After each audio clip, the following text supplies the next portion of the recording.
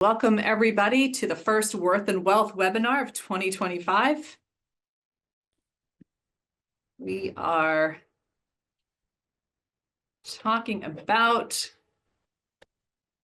designing your financial dreams. We are so fortunate to have Erin Smithers today from Citizens Bank. She has been with us in a Worth and Wealth webinar before, so we're happy to have her again. Erin started her career at Citizens over 20 years ago, and her current role is Senior Risk Manager in Consumer Fair Lending Compliance. Through her tenure, she has worked in consumer credit risk, business banking, consumer frontline risk management, and consumer ops quality assurance. Besides her day job at Citizens, Erin manages the Prepare RI internship at Citizens and leads the business resource group Resource Group Elevate, community pillar with commitment to citizens, culture, and brand, servant leadership, and with a focus on workforce development, financial empowerment, colleague and community engagement. Erin, you do a lot. This is exciting. Thanks for being here today. Erin had a BA/BS in Business Administration and Enterprise Risk Management. She also has an MBA.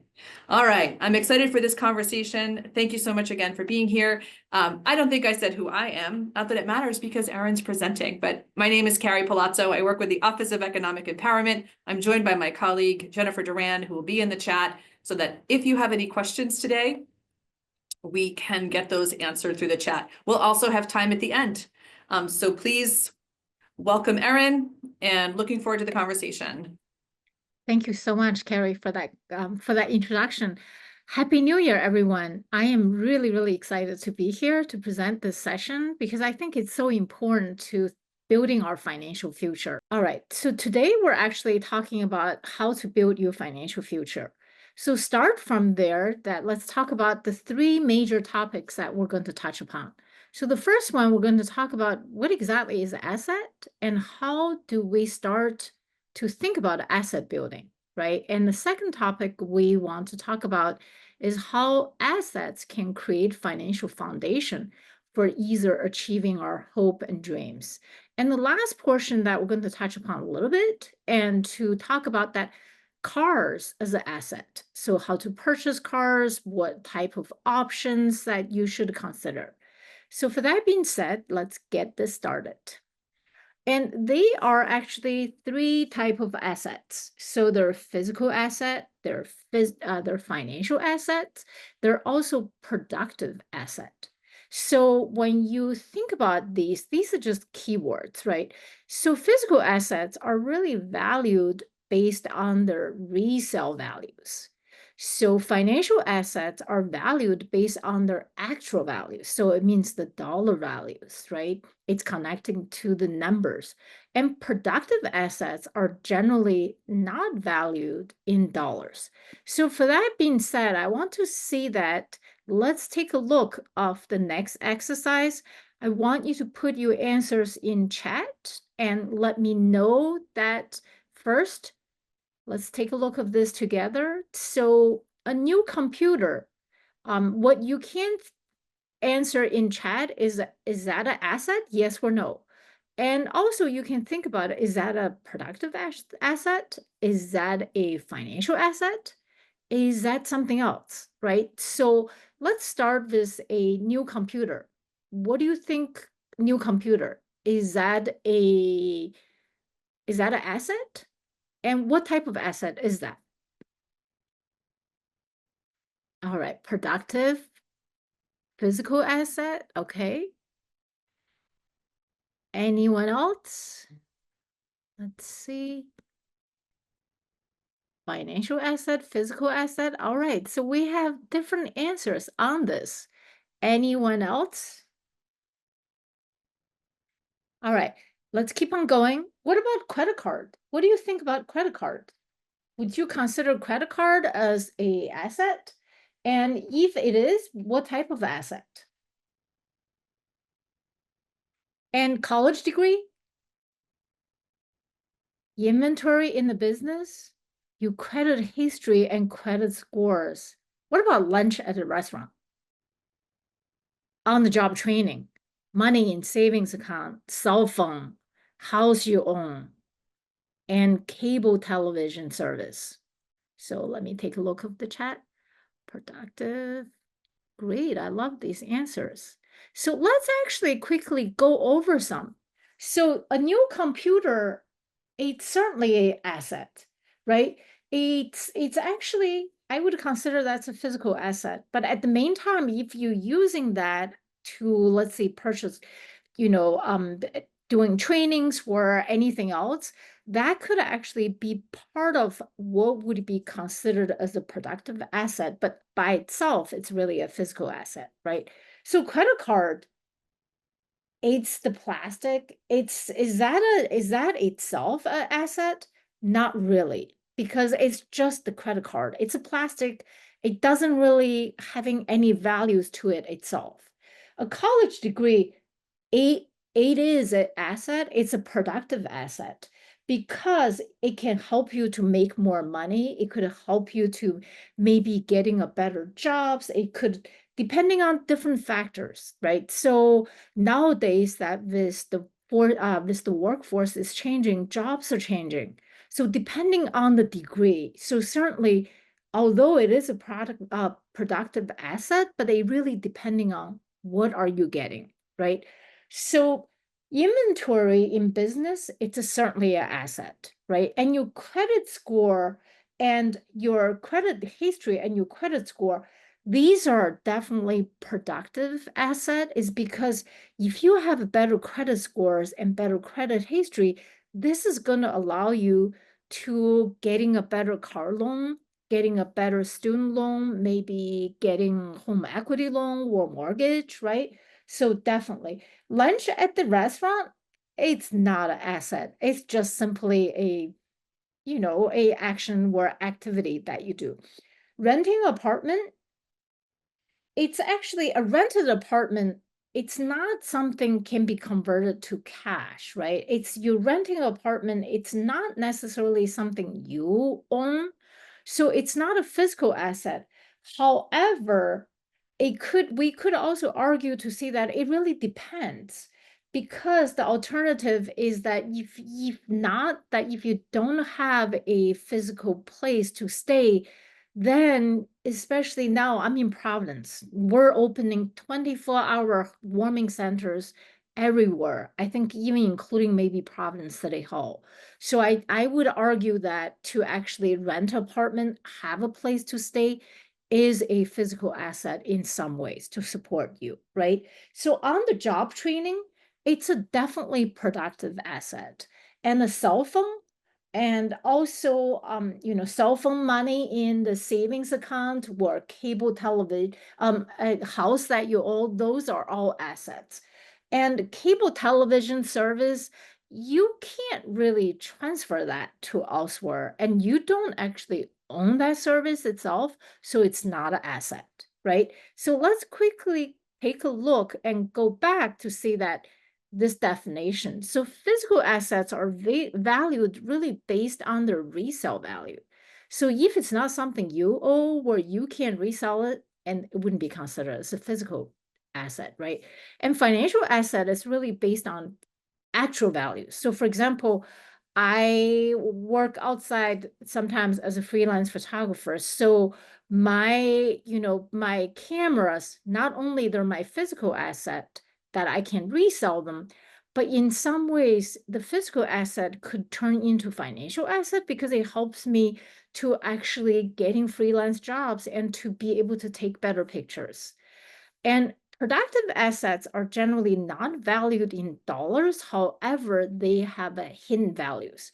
So Carrie has mentioned that I actually have 2 degrees from China. However, once I started working in banking, I realized that a Chinese language and literature, I need to re-educate myself and really re-upskilling myself.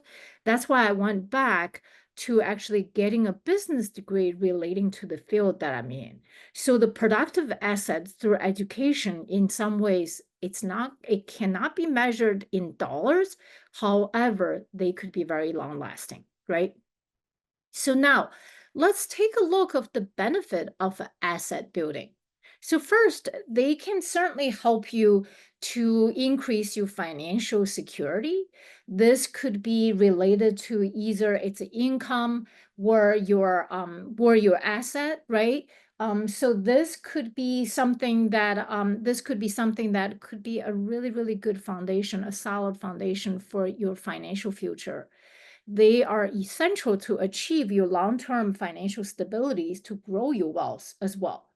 So for that being said, let me ask all of you, currently, is there something that you are working on to either building your asset, or is there something that you want to achieve as a long-term financial stability? And let me open that just quickly. Let me check.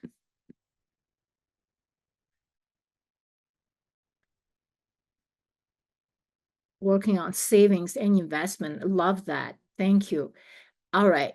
So yeah, I agree. Productive asset. All right. So from some of the answers here, so let's actually take a look, right? So I know that someone asked what would be the three things that we mentioned.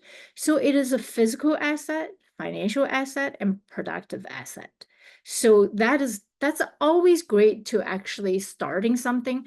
As beginning of the new year, I also setting up goals. So for example, this year for my development goal, I work in risk and compliance, right? So it means that for my line of work, now I'm curious about Gen AI. So I am actually building my own asset that to continue to reskill myself.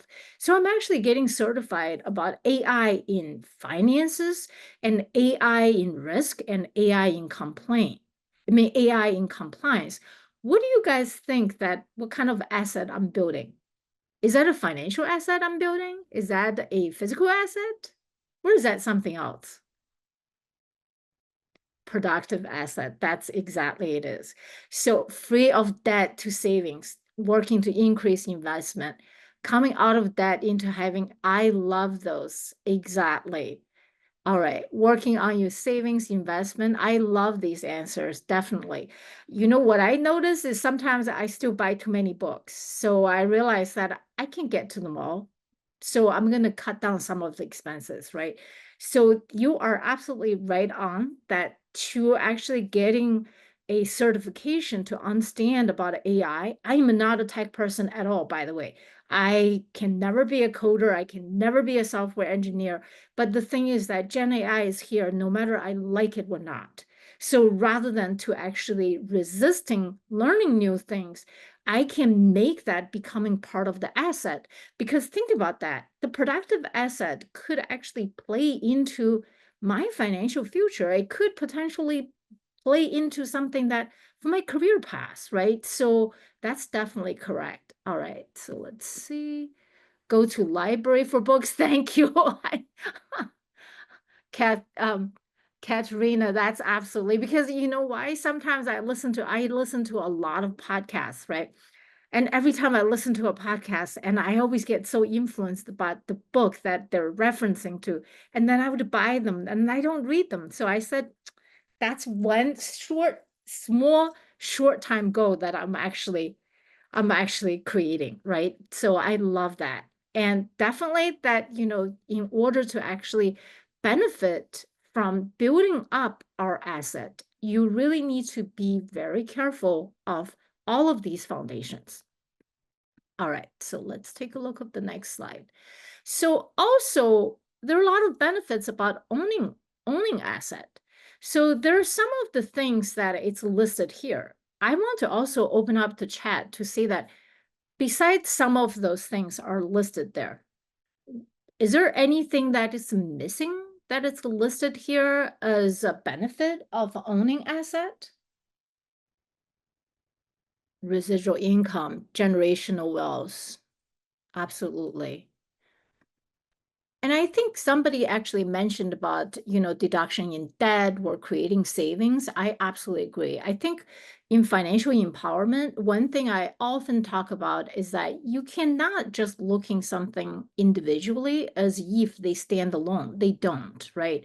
So that's why when you think about an asset, you really have to think about in the long term and also as a big picture to think about that if you're owning certain asset, even including savings, for example, one of the things that I always took into something as a learning was when I used to have rescue dogs that I didn't always have savings for emergencies, right? So I didn't have that buffer.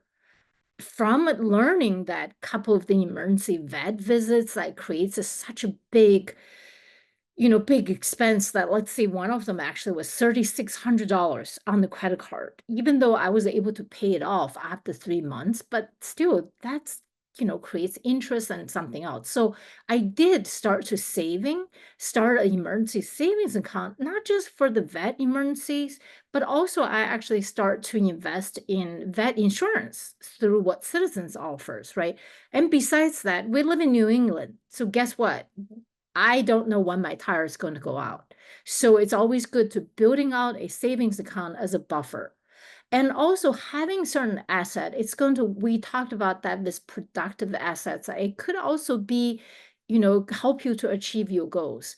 And one of the things that when we talked about a college degree, the reason I want to say that it's optional, I know that you had a lesson about college planning and all of that, is I am a huge believer to see that while you're looking at your asset, what you want to achieve, you should also looking at the risks and also looking at, is there something else that you can do without accumulating debt, right?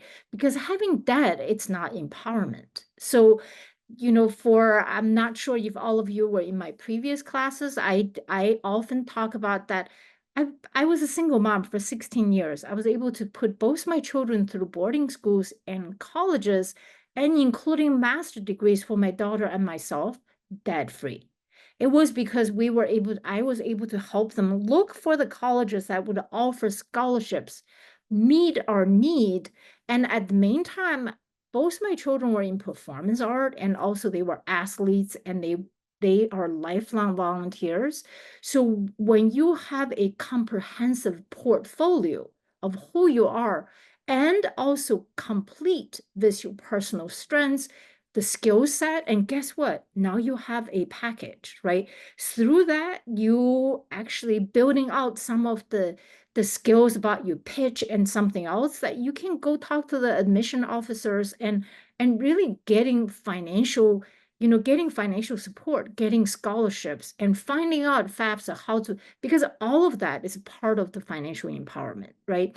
And also think about the options. That's exactly what it is to see that rather than only looking into one thing. I was in a session about high yield savings in one of the financial coaching sessions that I was mentor of. And from there, I actually even did my homework to actually looking into the options to see that what exactly are high yield savings out there, right? Retirement. What are good options for me? I was a single mom. I didn't put in a lot of savings then. Now I'm catching up. What's the options? Because guess what? At the end of the day, all the things that I learned, it's an invisible productive asset that I'm creating, right? The more that you can put into your toolbox, the better. And obviously, you cannot financially empower yourself if you are not getting the job that not only suit into your strengths, fit into your values, and help you to achieve your goals and building a better future, right? And also reduce stress. I have to say that, it's without having certain stabilities, it's very stressful when you think about all of that. This now that the cost of living, and I probably don't need to see more to think about that, how much we can do. But this is not something you can only touch one thing. Because when somebody just says, oh, I'm going to cut down my expenses, but how much expenses can you cut? You do have to increase your income while cutting down your expenses at the same time. You have to taking into consideration, right? So that's why I often talk about that options are power. All right. So for that being said, let's move to the next one. So let's take a look at this, and I want you to put in the chat on some of these questions. So is there any additional asset that could help you to meet your goals? What resources do you need to get these? Is there specific steps that you are taking right now to get those resources? Is there obstacles that maybe get into your way as you're building those assets? How can you actually manage those obstacles? So let's take a look of if you have anything. The cost of living inflation. No, not at all. It's insane. I think what's really interesting was my daughter lives in the West Coast and she came home for Christmas. We were actually, I had to wash some big blankets. And so we went to the laundromat. And by the way, I did the same thing a year ago to the laundromat, right? Because they have those industrial size machines. And I didn't think that my little washer would be a good job downstairs. Last year, when you're using one of those big machines, this was last year, probably actually, I'm talking about 2023. So it would be in 2023, one of the big washers in the laundromat in Providence, it was $7. Today, it's $12. So when you think about that, think about the increase, right? That is insane. All right. Need to contribute more to retirement. Absolutely. I am doing that as well. Lack of knowledge and directions to next steps. Suzanne, that is such a good poignant thing that you point out. Just as of yesterday, I was talking to somebody to talk about that. When people ask me, why do you volunteer? I talk about that. It's the options that people don't know. It's the opportunities that people are not getting exposed, right? So for me, it's a way of me to connecting with the community and then for all of us to work together. Definitely. I think also sometimes it's a specific knowledge and directions as well. There are options out there, but what is actually suitable for you? In Holly Road, you have some shoes, clothes, and home decor. Okay. But you have to learn how to invest. Ah, present the images so you can seek additional information. I love that. Well, also, Holly, my daughter actually sells her things when she was moving to West Coast last summer as we were preparing for it. She sold a lot of things on Facebook Market. And then other things that she was selling was, I think, was it a couple of online site. And and then we did also do yard sales, but she says yard sales generally don't sell better. And Holly, also, you don't need to invest heavy equipment to take good pictures. You can certainly use if you have a cell phone.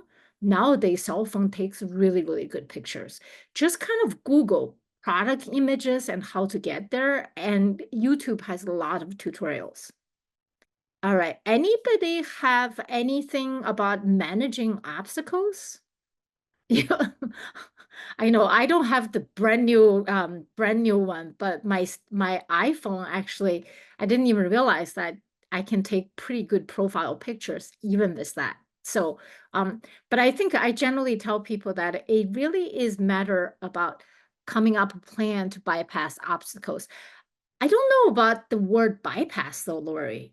I would think that sometimes we cannot bypassing them, but maybe we can. I'm a risk manager, so I often talk about that. What are the risks? How can we mitigating those, right?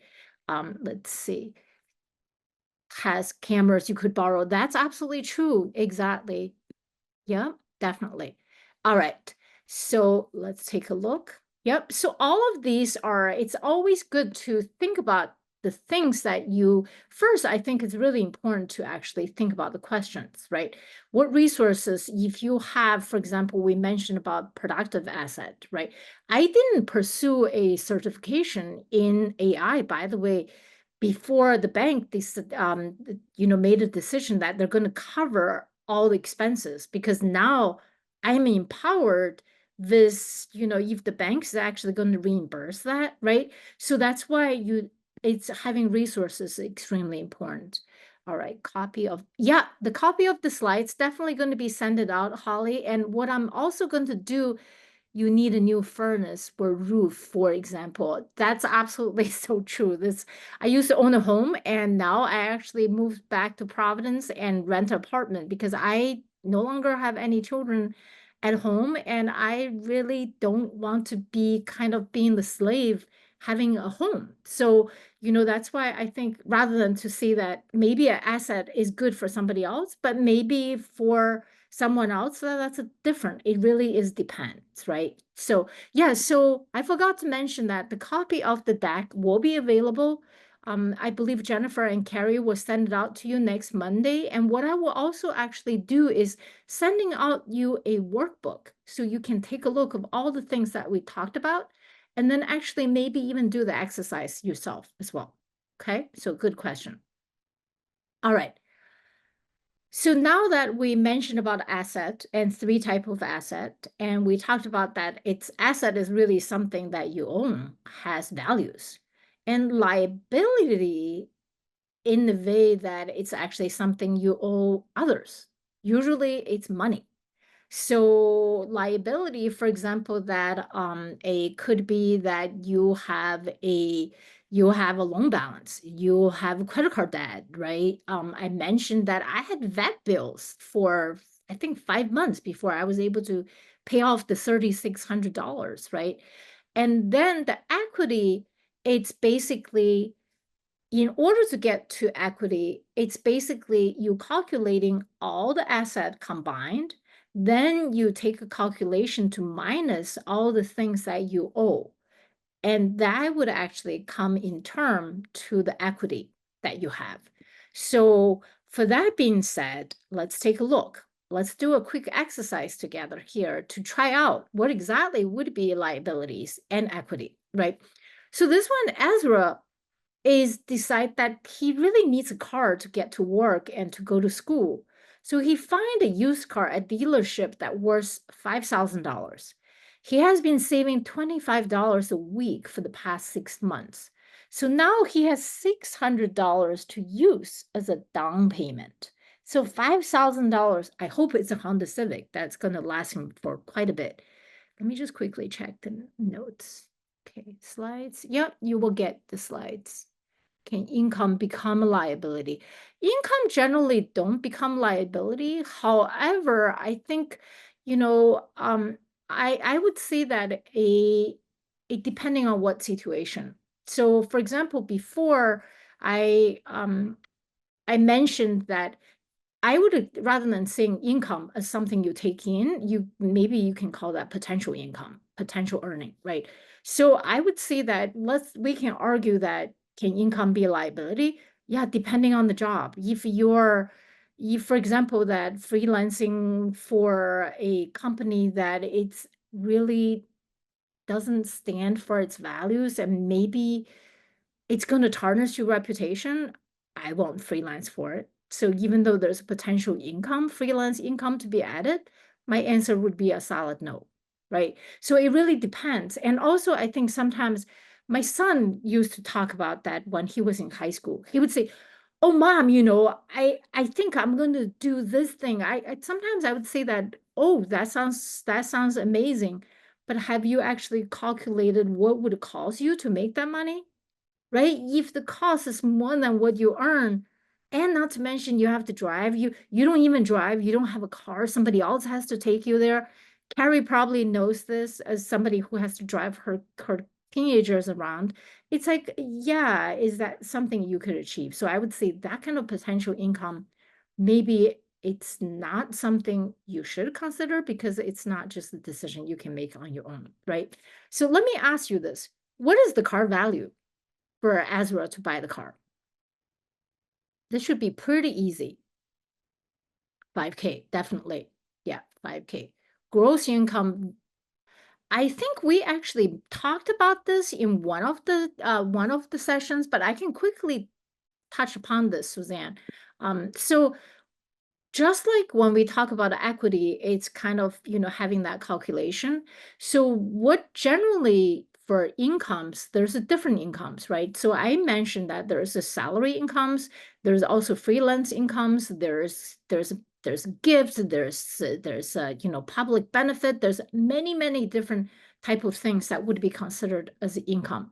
So income, if let's just say that you're offered a job and my daughter, I think when she started after she finished the social work master degree, I think she's starting less, I'm not quite sure, but her starting salary, let's just pretend that they gave her the offer was $78,000.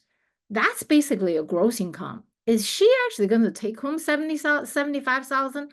Not at all, because basically she only takes back the net income, similar to the calculation as the equity. So your net income, your gross income is what you quoted, and your net income would be minusing all the deductions. For example, for my salary, monthly, biweekly salary, that A has state tax, income tax, Social Security, TDI, I have retirement taking out of there. I have charitable donation that takes out every single paycheck. And there's other deductions that all part of that, right? State tax, federal tax, we talked about all of this. So by the time when you're looking at what the paycheck is that I'm actually getting direct deposited, that's my net income. And then to go to the freelance part, when you talked about the tax bracket, right? Is there a liability in the income? For my freelance, in some ways, if you consider what I owe, oh, by all means, because guess what? When I freelance, let's just say that I capture most of from Brown University's arts and performances when I can, if I'm not too busy, right? So, but when they're paying me for certain events, guess what? There's nothing get deducted. So it means that I owe all of that. And if I don't pay this in a timely manner, the federal government is going to charge me according certain bracket for all of that. So what I actually do is on a quarterly basis, according to what I freelance, I pay the taxes. So I want to make sure that my income is not becoming part of that liability, right? So that's basically a separate note. So let's see, Israel wants to take out a loan to buy a car. How much money does he need to borrow? And also, what would be the liability for the car? Those should be pretty easy, right? So, and also, what is the equity in the car if he drives out of the lot? So let's take a look if you have some answers. $44,000, I mean, $4,400. And Elizabeth, would you consider that would be the value of the car or the equity? Actually, something. Yeah, exactly. So also, I was looking at this, I would still consider that, if he was saving $25 a week, we weren't giving the information on how much he makes, right? So he can only put down $600, and the rest of them, he basically would have to take out a loan payment. And that's liability would be the $4,400, right? So it really, when you think about that, it's minusing. So the equity would be whatever the car is worth, depending on the liabilities. And then at the end, it would be the equity. So let's take a look at this. All right. So obviously your total net worth, it's really, we even talked about similar to the gross income as well. So it's your asset minus your liabilities. First, you really have to calculate all your combined asset, right? And then you have to list all your liabilities. And the third one, you get to your answer. So let's take a look of this as a quick exercise. So Justine is calculating her net worth. Remember that when we're calculating the net worth, we have to combine all the assets. So when I'm reading through that scenario, I want you to pay attention. What are some of the assets and what are some of the liabilities for Justina? Okay.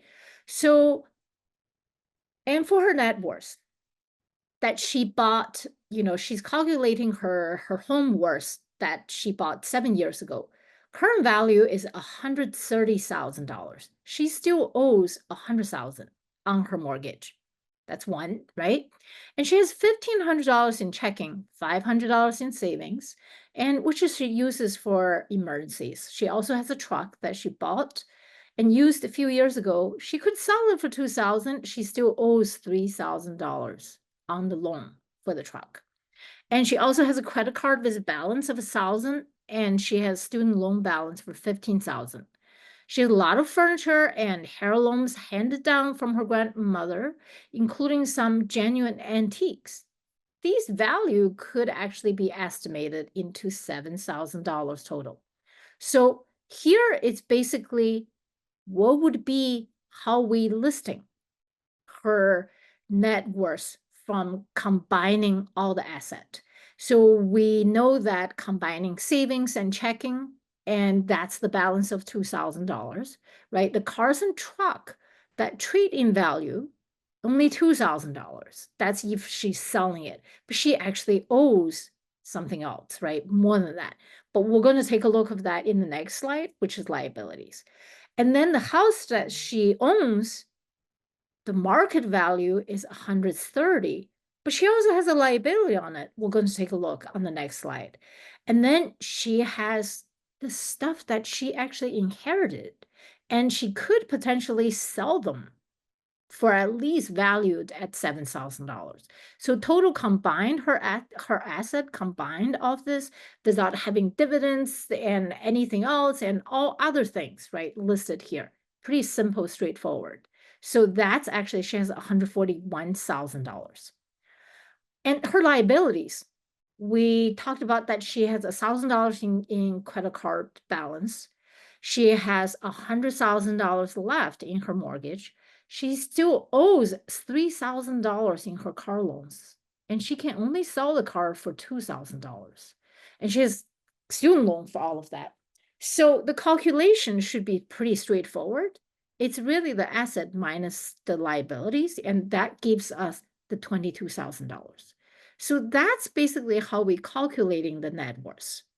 So we basically talked a lot about how, in order to actually change your net worth for your asset, not only you need to increase your asset, these are different options, either getting a better job, selling off certain things, maybe decrease your debt, right? That moves us to the next one, is decrease your liabilities, the things that you owe. Or maybe you need to do both, right? Because that probably means that means increase your potential financial asset by pursuing to getting something that potentially could help you in the long run, maybe a productive asset, right? Maybe go back to school, but not go back to school out of pocket. Maybe finding a job, for example, that a lot of institutions or organizations, they have educational reimbursement. So when you're looking for a job, or if you're on a job, find out about that. Maybe go back to school part-time and maybe test out depending on your experience and your knowledge. I actually, when I started getting my bachelor's degree in America, I went to community college in Rhode Island. I actually tested out many different courses. I didn't even have to retake them. So I was able to test out the courses and also applying for scholarships and all of that. And I was able to actually getting a bachelor's degree, I believe, in less than a year and a half. So that's a full year degree. But it's because I was able to test out a lot of courses, and I was able to actually there are other things that I was able to actually skip, because initially they put me in the ESL class. Then they realized that I can ace these classes since I was in a different level, right? So look into your options. What are type of things that even pursuing for productive asset, can you actually pursuing them without increasing your liabilities, right? So can you balance out some of that?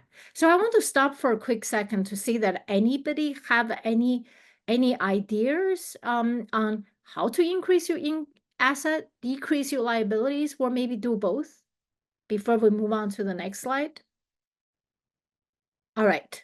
So obviously all of this, I think we all already know that, right? So rather than reading them through reduced cost of living, Yeah, absolutely.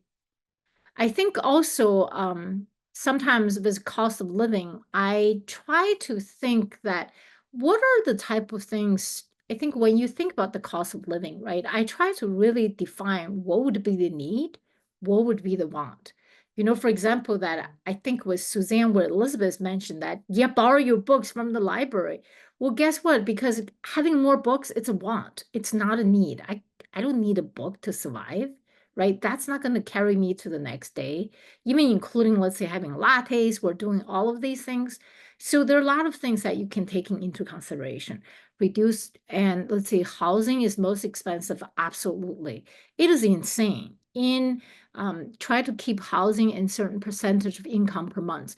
Also, I think that's such a good point because I think what's really I mentioned that when I was at the laundromat with my daughter, and I talked about that sometimes, even though now that I'm having a pretty successful career and I'm comfortable with where I am career-wise, but because I was a single mom for so many years and had to struggle on my own as an immigrant, right? So I think for me, I know even though if I am at maybe a lot better place, but I've been through that. So when I think about even just doing a laundry from $7 to $12 in less than a year, that percent of increase, right? And then in Providence alone, by the way, when my daughter was looking for an apartment, and in Providence, you cannot find a two-bedroom apartment for less than $2,000. And when they're doing the calculation, they generally calculating on the percentage, and it's not supposed to go over 30% of your gross income. But the problem is we all know that you don't take home the gross income, you only take home the net income, right? So that's why this 30%, it's a way higher for anyone to actually rent. All right, let's see. I'm gonna hear less expensive to borrow items. That's absolutely true. And pursue a purchase a laundromat? I don't think so, Lori. But I love that idea though. Let's see, also saved money by shopping around. Good point, Holly. I love that. I do buy used books sometimes once in a while, but nowadays I try to only using certain things that really try to eliminate a lot of things. How can you keep housing a certain percent increasing out of your control? Good question. Very difficult. So let's actually take a look that, I'm eager to see that what would be changing in the regulatory environment and also in the political environment, right? You can negotiate veterinary doctors, cable TV. That's absolutely true. I do that a lot. And sometimes I would actually even say that, okay, that's what you offering me. And is there a better offer? Because my grandmother used to say that what's going to hurt? They're going to tell you no, right? So I think all of those things that you already mentioned, we already know all of this. So let's take a look at the next slide. And we're basically moving on to about cars, right? So a car could be a really, really good asset. This is here a mention as a productive asset. Obviously, if you own a car, it's really something that, I think it sometimes I would say that depending on Justina's example, yes, it could be a physical asset, but there's also liabilities related to that, right? She only had the value at what, $2,000, but she owes $3,000. But think about the productive asset that as having a car for Justina. Let's just say that I live in Providence, but I have to drive 20 minutes to my office. I have to be there 3 days a week. So without having a car, it would be, I can take the bus, but the bus only comes early in the morning or late in the afternoon. And I tend to go in, either very early where I stay late. So that's really not a good option, right? And then, also it really give you something, as it mentioned here, that it provides you the transportation to take you to places. And it is part of if you want to pursue your financial security by having a job, by being able to go to places, it's really important, right? So, and I know also that if I no longer have young children because they're both out of the house, but I also know that when my children were younger, they both were athletes, they were both in performance art and they were in different schools. And when they were in boarding schools, I remember driving 3 hours to see my son run. And without having a car, it would not allow me to go there, right? So having a car, it's really, really important. And let's move on to the next one. So then the option really is, do you buy a car? Do you lease a car? I never actually have leased a car. I did have to buy a car in 2023 because my little trusted Honda Civic finally was getting old. And at that point, I went for another Honda, and it was a Honda HRV. So, what about all of you? What's the options that you think that for you would be better, buying a car or leasing a car? I looked into the leasing option, but I know that for me, it would be better for me to buy a car. My son, who graduated from Georgetown and joined the military during the pandemic, he was in the military for, he was in OCS, the officer training school, then he was a first lieutenant. So and when you're in the military, you get from place to place, right? So guess what he did? He didn't buy a car. He actually leased a car. So he has a lot more experience about leasing a car. But for him, that fits him because he's going to go from place to place. So maybe it's easier for him rather than, have to own a car and then have to ship the car elsewhere, right? So, but for me, it was better for me to buy a car, buy a car. Exactly. Yeah. That's exactly what I did.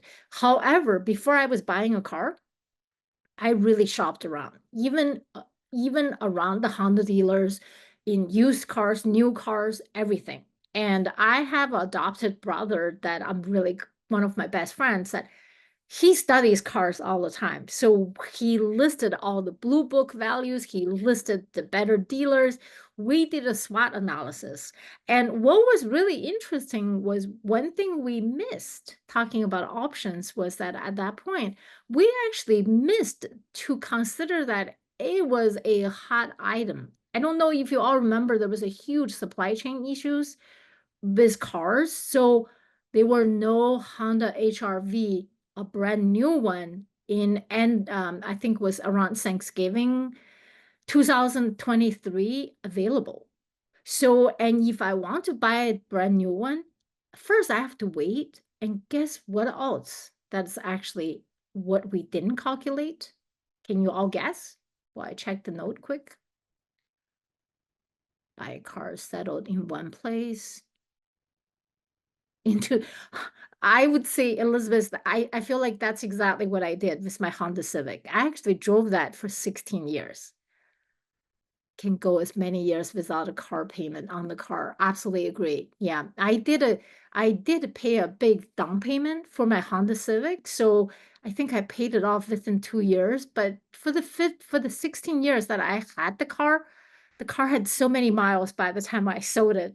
And I actually donated to NPR, by the way, so I didn't even worth it to sell it. It was like NPR, and the National Public Radio. It's like, take the car, right? Had you Civic for 16 years, Elizabeth, you know exactly what you're talking about. You have to be careful with lease. Absolutely agree, Lori. I have no experience in lease. When I was comparing the options, leasing seems just so, what's that word I want to use? Lucrative. And as somebody who works in the financial institution and as a senior risk manager, I just thought, wow, where are you all getting this information from? Are you just talking to me this way because I walked in the dealer by myself? There's certain places that I walked in by myself without my brother, right? And the treatment was different and the offers were all different, right? So I haven't seen that anybody guessed what was one hidden cost that when I was buying that car. So by the way, I didn't buy a new car at that point because guess what? They every single dealer, they were charging what they called a premium cost to get a new car. That was ranged from $5,000 to $10,000 just to get a stupid new car.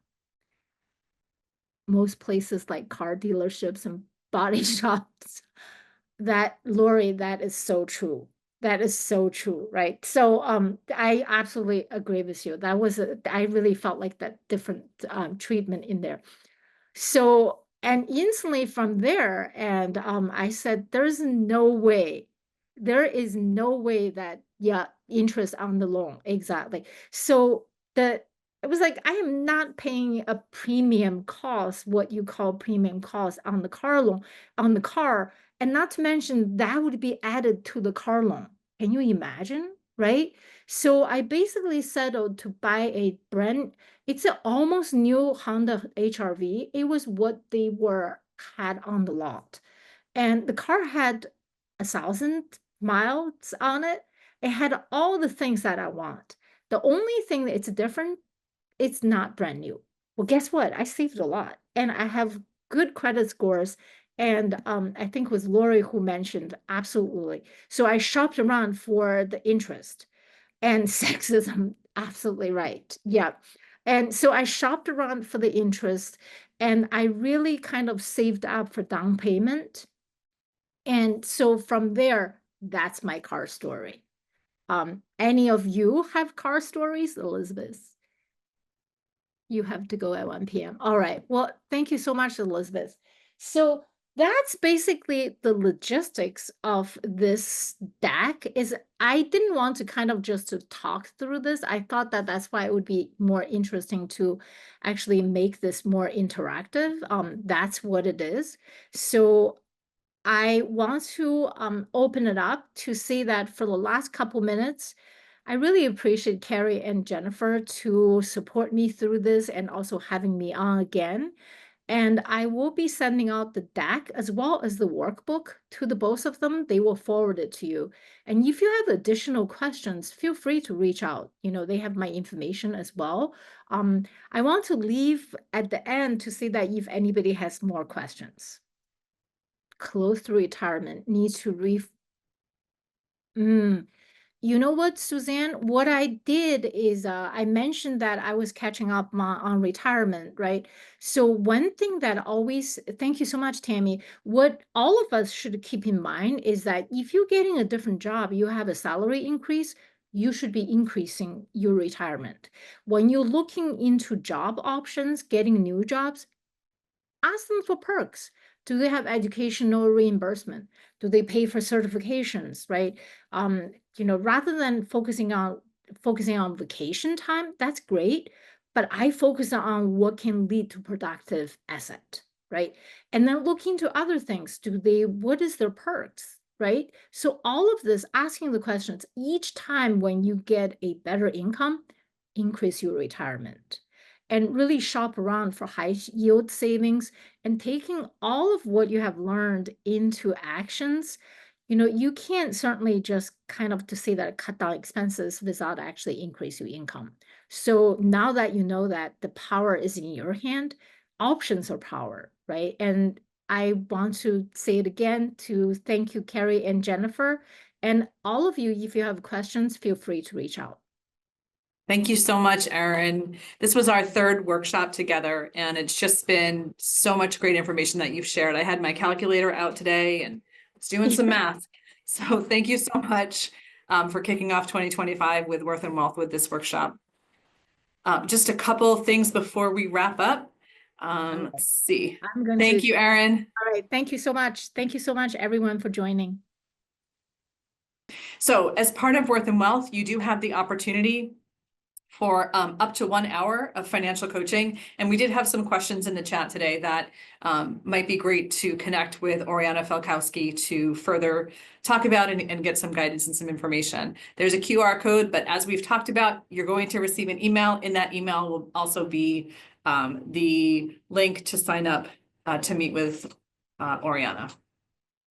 Okay. So we also talked about productive assets today, which is a great segue into what next week's topic will be. If you're able to join us, or if you know someone who is thinking about this for themselves, or for someone that they are a guardian for, or a friend of, or a family member to, that's the QR code to sign up for next week. and we're going to explore all of the opportunities to access paying for college.